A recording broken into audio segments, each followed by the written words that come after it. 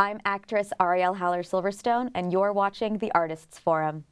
I'm the Executive Director of NYFA, Michael Royce, and you're watching The Artists Forum.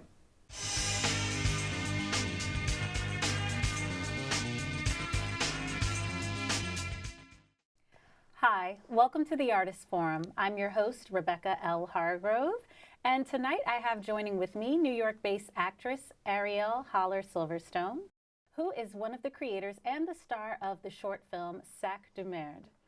Welcome, Arielle. Thank you. Thank you. It's a pleasure to have you with us. Thank you very much. So I actually had the pleasure of watching your short film. And so you're a New York-based actress. Tell me a little bit about your background and how you got to creating the film. Yeah, absolutely.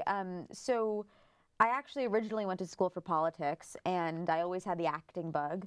And so I thought, well, instead of going to law school, I should probably just figure out if I really want to be an actor. Right. Turns out I did. I went to the summer program at Michael Howard Studios in Chelsea, and then I ended up joining their one-year conservatory program and their two-year program.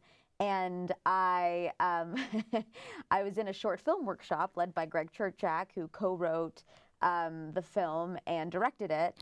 And he said, okay, so sort of get a pitch going. You know, what would you pitch as a short? And I said, well, this crazy one-night stand happened to me. and and he sort of looked at me and he was like, oh, we have to make this into a short film. And, you know, we spoke with Gabrielle Berberich, who's the owner of Michael Howard, and she jumped on board to co-write it and produce it. And it was sort of been a wild ride since then, but that's how all of this came to be. Wow. Okay, Yeah. so thus far it has been shown at 96 international film festivals. Yes. It has also won 30 awards thus far. Ish. Give or take. We're Give or on take. 30. But we're on 30. I think a little bit more actually Yeah? as of today, but I haven't read the whole email. Okay, that's So, okay. okay. The most important for our viewers is that one of those awards is actually Best Short Comedy Film for the Artists Forum Festival of the Moving Image.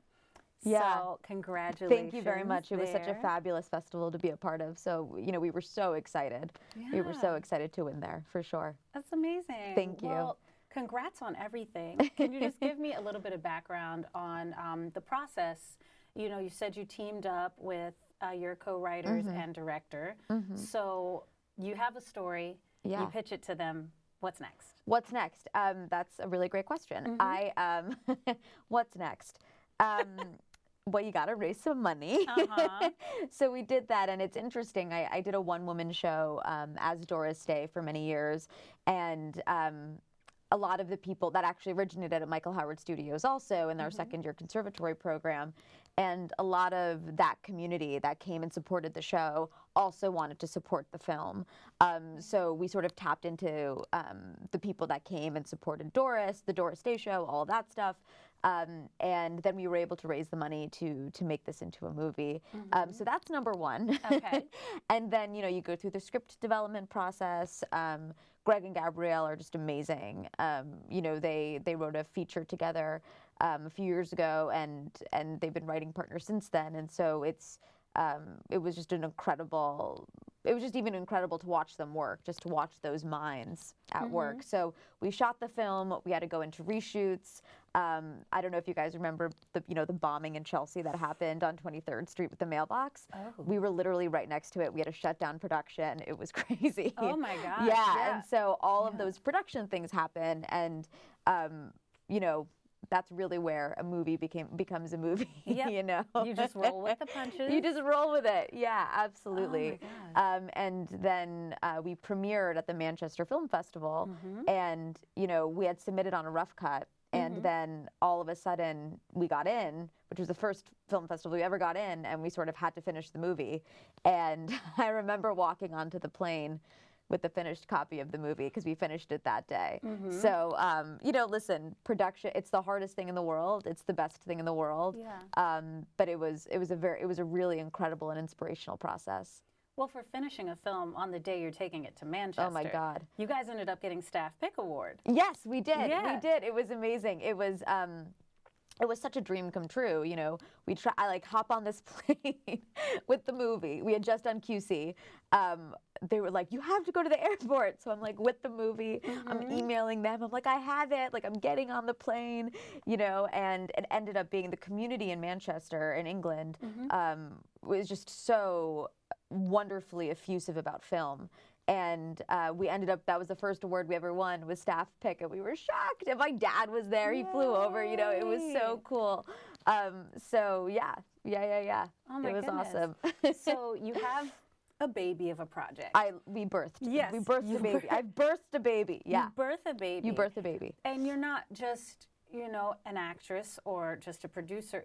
Tell me a little bit about your process of learning through this film, how to gel those two worlds together. I don't think a lot of people get to do both. You know, I have to tell you, I did very little compared to Gabrielle and Greg and our amazing team. I just sort of had to, you know, I think I was there maybe as their support, you know? So I learned a lot about supporting others in that moment, in those moments. And I think, you know, we were all sort of within that production process, I think, together on some level, them doing all of the heavy lifting and me just sort of help, just, you know, maybe helping to lift maybe one of their arms up, right? And our amazing production manager and and everybody who was in our crew. But I'll tell you, you know, when you learn a lot being an actor, being on set. You know, all of a sudden your acting becomes much less relevant to what you know. I think, and I love actors, and I am an actor. But you start to realize how many moving parts there are to making a movie, to being on set, to making sure that, you know, your actor is serving the story rather than just yourself. So I think that was definitely one of my best learning experiences to date, just realizing that you have to serve the story. Right. You have to serve the production. It's not the other way around. That's true. I think You know? a lot of young performers, especially when you come out of training or conservatory, you kind of are in your own head about you yourself. Totally. And your contribution. So to then now create something and realize how you yourself play a very tiny part. You're like a little baby. You just got to make sure you make sense. Correct. You know, that you're making sense with the story, you know? And it's true, and it's, you know, again, I love actors, and I love being around actors, and I love that energy, and it's just such a good reminder that energy is there to serve, you know? It's not for you. Well, I mean, that's a fact of life that I think a lot of people learn along the way. That's not something you learn from a textbook. Right. No. Or an acting book. You know? No. You got it. It's that real world experience for sure. Okay, now tell me, because we want to show a little clip of the film. Yeah, absolutely. Just to set it up, can you give us a little taste of what it's about without giving it Yes. away? What the movie's about. Yes. Okay. So this movie is the true life story about the time that I had a one-night stand with this guy who had a colostomy bag. Yeah. And I just, you know, I say it, and then I just let it sink in. I was going to say digest, but I don't think that's totally the right word I want to use. I know, or maybe. And I think what was so great about what happened in real life and sort of what Greg and Gabrielle were able to capture in the script is that he ended up being like a real S-bag, right? D-bag, right? However you want to say it, but a real bag of that. And so it was very funny. And the actor who played him was amazing. And so it was a very interesting dichotomy. Yes. Awesome. Well, for our viewers, let's just show you a short clip of Sac de Merde. Some people might call it walking the bases. Others might call it a walk of shame. But not me. I call it a walk of elimination. Because that's one more guy I can cross off the list. One more Mr. Right, moving on over to the Mr. Wrong column. I mean, yeah, that column's getting pretty long, but so what? Because you can meet your Mr. Right when you least expect it. Hey, baby, how you doing? Plus, it's good for the soul and it's good for my art. Because you never know when inspiration's gonna hit. Holy shit, someone call 911! You also never know when a Volvo sedan is gonna hit. Oh my God, no freaking way! Did you see that? Oh my God! Oh my God, her leg moved! Don't worry, pretty dead lady. I know the Heimlich. New Yorkers at their best. Step aside, seriously. Like an angel flying through the sky. Oh, there's Noah. I told you we'd get to him later, and here he is. My knight in shining armor. Hey, look, I saw her first, buddy, unless, of course, you're like, a doctor or something. Not a doctor. Yeah, I'm a lawyer. In fact, take my card. Do you have a pocket, not the bloody hands? So that was a clip from Sac de Merde and our starring leading lady. Yes. A turn of unexpected events Yes. happened. Yes. So, people ask me if that really happened to me, and it Yeah. didn't. I mean, I think metaphorically, I Okay. was hit by a car. All right. But it was interesting. I was the stunt double on right. that, and it really that was quite the experience. I have to tell you. Can I ask you, how do you go about shooting a scene like that? Wow, that's a great question. I wish Greg was here to tell you more technically about I'm hearing him in my brain being like, we know. But what happened was, I think it was my dad's car.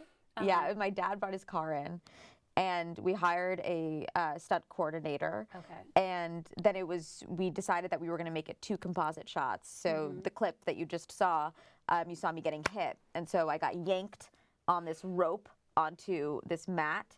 And then on another shot, I rolled off my dad's car, and then we put those shots together, and we created the car crash. Wow. Yeah. Oh my gosh. My poor dad was sitting there like, oh my God. Yeah. Oh my God. Right. It's a movie, but ouch. Yeah. Yeah.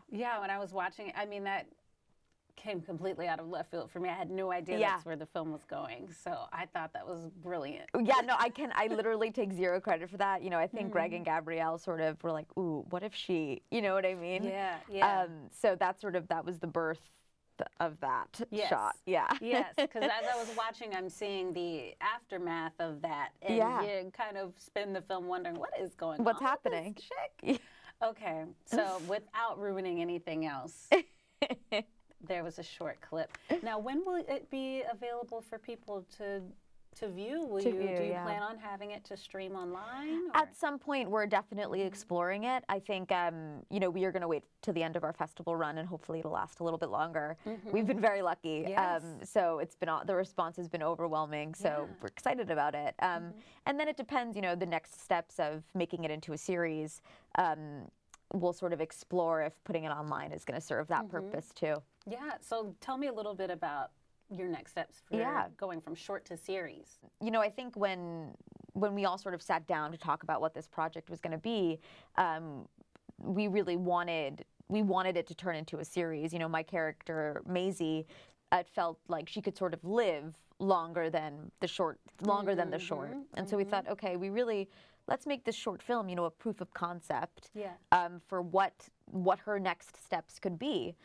And so what we're doing now is, Greg and Gabrielle are writing, are looking at, different plots, cast, looking at her family, her friends, Maisie seasons 1 through 6, whatever, right? And we're in development to take that to sort of wherever that platform is going to be. Yeah. Wow. Where would you personally like to see it go? Where would I like to? Anywhere that will take us. No. Anywhere. Anywhere is fine. No. That's a really good question. I think we're so open to a variety of different platforms. It definitely has a place in, I think, on a network. It definitely could have a place in an alternative comedy world. And right now, television is so where it's at. Like you're even watching the awards shows, and television is everywhere. And so that is such an exciting place for us to be as content creators, because then it's like, okay, we could see it in so many different platforms, all of which are very exciting. Wow. I mean, there's so much to look forward to and so much to be excited about. Thank you. Yeah. I mean, for any of our viewers, where could they learn more about you, learn more about the shorts? Yes. They can go to sacdemerde.com, which is SACDEMERDE.com. And then they could also go to my website, but my name is really long. So, we'll just sacdemerde.com, and then they can get in touch with me, and I can send more stuff. Okay, awesome. I want to thank you so much for joining us. My absolute pleasure. Thank you. And before we depart, if you just have anything you could, say to young, inspiring actresses, actors, and filmmakers in the city, what could you impart to them? What could I impart to them? Be tenacious. Be tenacious. Find good people. Find a community of creators, of actors, of people that you really love and respond to. I think I'm nothing without my community at Michael Howard. I'm like, bottom of nothing, And I think that community, that tenacity, those people that support you, that's what's going to get you through it. Wow, amazing. Well, thank you for joining us again, and thank you to our viewers for watching. If you want to learn more about Arielle Haller-Silverstone, you can go to sacdemerde.com for more on her and the short film. Thank you again. My name is Rebecca L. Hargrove, and this is The Artists Forum. Hi, welcome back to The Artists Forum. I'm your host, Rebecca L. Hargrove, and joining me this evening, I have the Executive Director of NYFA, the New York Foundation for the Arts, Michael Royce. Thank you for joining me. My pleasure. Yeah, so tonight we wanted to talk to you about NYFA and what you do there, but tell me a little bit before we get into that, how did you become the Executive Director? That's a really good question. Yeah. I've been involved and engaged in the arts all my life. I actually went to NYU's Tisch School of the Arts and studied as an actor under someone named Stella Adler. For people who know acting, is a great name. Yes. And then I did a lot of acting and stage managing and production work, choreography, and eventually found myself behind the scenes. And then when you found yourself behind the scenes, how did that differ from going from stage? I know a lot of actors make the transition. So what was that like for you? It was the right move. I think to be an actor not only means you have to be very dedicated to your craft, but if you're going to ask people to listen to you and watch you, you need to be really good. I wasn't really good. Okay. I was okay. And there are a lot of okay actors out there. Yeah. But the audience deserves the best. Okay. So now you've trained under Stella Adler, of all people, at Tisch. How did you have to retrain your brain to go into administration or nonprofit work? I think it just comes from my passion of loving artists. I mean, I knew that I didn't have the required talent, but I didn't want to stop serving the arts in any way. So I tried to, but I also went to business school. I went to the Brew College after NYU. Okay. So I have this dual modality inside of me, and so I integrated the two. And when you first joined NYFA, were you always the executive director, or did you work your way up through the company? I was recruited as the executive director. Nice. Yes. So then tell me, once you became the executive director, what does that entail infrastructure-wise? Well, I have an amazing staff of 30 people. I have an amazing board of directors of 22 people. And it's really bringing the ideas and the insight of the board of directors to the staff to be implemented, and they work really well together. So it's being the intermediary between the two. It's also listening really hard to my staff and my board about what they think is important that we do. And it's listening really hard to our constituents, those we serve. Those are the people I have to listen to the hardest, because if we don't resonate for them, if we're not relevant for them, then we're not doing our job. And for your constituents or people that may not know who they serve, can you tell us exactly what does NYFA do? How does NYFA serve the artists of New York? Well, we actually serve the artists of New York, the nation, and the world. And we do it in many different ways. One way is through grants for New York State artists. We've been doing that for 33 years now. And we have given 7,000 unrestricted grants to over 4,000 artists at this point in time. We have a lot of online resources. So if you're looking for a job, or if you want to know where there's a grant, or if you want to know where there's a residency, you can go on our site for free and find that information. We do a lot of professional development training. We help artists and administrators to train themselves to become better at what they do through our workshops and our seminars and our symposiums. And we have an immigrant artist program where we're in 4 different cities right now besides New York City. We're in Oakland, Detroit, Newark, and San Antonio. And then we have a lot of convenings that we do for artists so that they can get together and learn from one another. You mentioned about your work internationally. How does that weave into the work we still do here in New York? Well, I think that we really can't help artists be the best that they can be if we're not bringing in multiple perspectives from every place. And so there's Western thought, there's Eastern thought, and there's all kinds of other thought. And so our international program is about creating exchanges between artists in the United States and other countries and practices. We learn from them. Yes, they learn from us, but we learn from them. And I think as an organization, we would be remiss in doing our work if we weren't bringing all voices, whether or not we agree with them, just bring them in and see where the commonalities are. And if there are differences, ask ourselves why. Because artists, you know, they are the first responders to society's ills. They don't have to be, but many of them are. Right. And without them, we can't transform. It's impossible.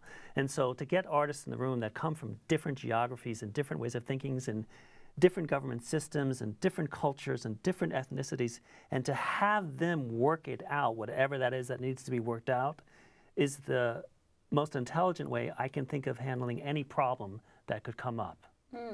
Wow.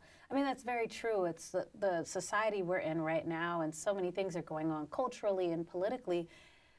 We are turning to the arts. It just seems like the artists that are creating things that are reflective of the time, and it's our way of healing, it's our way of coping and somehow rectifying the things that are happening currently. So that's absolutely true. I love that. So can you elaborate a little more on how NYFA works with organizations? Sure. We have something called a fiscal sponsorship program, and that allows an emerging organization that doesn't want to become a 501c3 or to develop an administrative arm to do its work, keep itself focused on its work, but allow NYFA to be the back-end admin. And so what you do, it's a very competitive process. You apply to be a fiscally sponsored project. We have over 600 of them in the United States. And then if you get in, we act as your administrators. We do all your bookkeeping. We also provide professional development training. We also provide grant writing services. If you're a filmmaker, we provide introductions to distributors and networks. It depends on your discipline what we can do for you.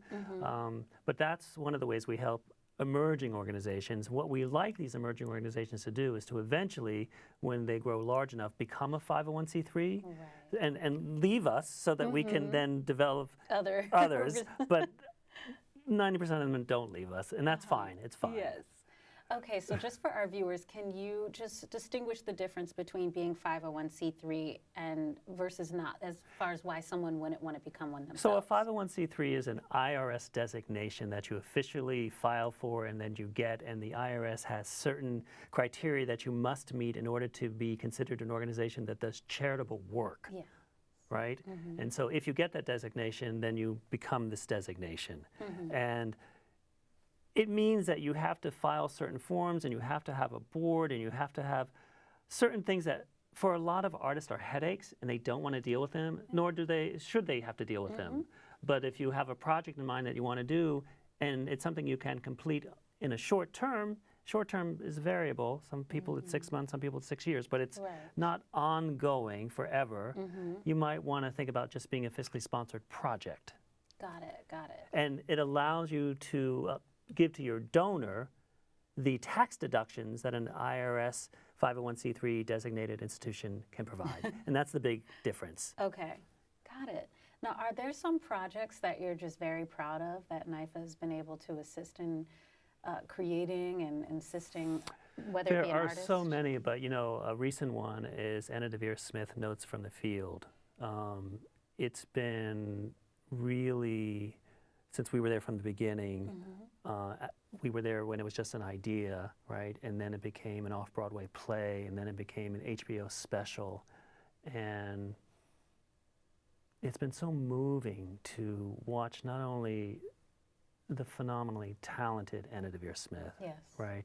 But the conversations around it, and to see people begin to have an inkling of the systemic way we have traditionally treated primarily black men in a way that shuts all doors for them. And it's horrific, the system that we've created. And it needs to be abolished, and it needs to be changed. And I think everybody needs to rethink what we've done. We need to admit that we did something really bad and move it forward. And I think Anna Deavere Smith's project is lighting up all those fires all over the place. So Wow. we're really proud of that. Wow, that's amazing. How did she come to you all for the ground level of that? Well, certainly it was her idea, her Yes. concept, her everything. Right. But she was referred to us by somebody who knew about our fiscal sponsorship program and how we really deeply care about the artists and their goals and how we try, to the best of our abilities, help them get there. And that's through an application process? Yes, as well? yes. Okay. But just so you know, Anna Deavere Smith would have won anybody's application process, anywhere. We were honored and we were lucky to get the project. Wow. So as far as the impact of NYFA, it seems like you're stretching wide beyond just the artists of New York and the organizations of New York. Can you tell me a little bit about the book that you all have, which is The Profitable Artist? Sure. So The Profitable Artist came about because the publisher, Allworth, heard about the work that we were doing with the New York City Economic Development Corporation in 2010. They had created a program to help artists living in New York City learn how to be better with their business and being an artist. And so they sent out an RFP to arts organizations to respond, to develop this course, and we won that RFP. And it got a lot of press in the New York Times and the Wall Street Journal. So then this publisher came to us and said, we really like what you're doing in person. Can you migrate it to a book? Yeah. And we said, sure. So the book is really for any artist that wants to know about strategic planning or legal rights and obligations or financial management or marketing or fundraising or any of the necessary skill sets that an artist needs in order to make a business of their work. So we're not saying interfere with your practice or your process, but if you desire, and some artists do not, and we respect that, but if you desire to be what could be called commercially viable, if that is a desire, this book will help you get there. It'll help you become profitable, it'll help you become stable, and it'll help you sustain your practice. I think a lot of artists go through proper training, and even if they don't, but if you go into a conservatory situation, some of the last classes that are offered to you are the business classes. Or I remember friends of mine and I would always say, why didn't anybody ever teach us how to do our taxes? You know, like, which are things that you have to kind of seek out after you get the degree and the formal training. It's like, okay, now that I've practiced, and I'm doing the best show I can do, and being the best singer, actor, or painter that I can be, how do I monetize that? Or if I plan on making a living off of this, right? So as far as the book, is it a group of people that have contributed to the information? A lot of contributors. So we try to go out there and not only add the expertise of NYFA staff, because they do have their own expertise, but people in the legal profession and the accounting profession and the marketing profession and the branding profession. We brought them all in, and they all did it pro bono, and they did it because they wanted to do it, and they love artists. And I think we got the best and the brightest to make this an amazing book. Now, where can our viewers go to find the book? Actually, you can go on Amazon.com or you can go on NYFA.org, either one. We don't care as long as the information gets to you. Yes, yes, that's amazing. Okay, so as far as outreaching to artists and helping them, if you could give advice to up-and-coming artists or a group of artists that are trying to start their own company or organization, what would you impart to them? You know, I guess the first thing I would say before they get to any kind of professional development is, do you really want to be an artist? You have to really know for yourself that that is what you want to do, and perhaps that's the only thing you can do to live a rewarding and satisfactory life. If the answer to that is yes, then you need to believe in yourself 100%, and you need to follow that passion with everything you have, and you need to understand that the work you put out there, if it's authentic and unique from your own perspective, and it comes from your heart, your soul, you will get people who want to know about it, because what you're doing as an artist, if that is your belief system, is you're taking those unconscious narratives that we all have, all of us, and you're bringing it forward so that the ordinary individual can be woken up to that unconscious narrative and be lifted from it, or provoked from it, or shifted from it, or change his or her perspective from it. That is why artists, to me, are noble warriors, and they always will be, but it's a very difficult life. So make sure that's what you want to do, and then go do it. Well, I needed to hear that. And I hope our viewers at home watching also got something from that. Where can we stay in touch with you? Where can we find out more information about NYFA? Sure. So it's NYFA.org, very easy. I don't give out my email address, but my assistant, you can contact him.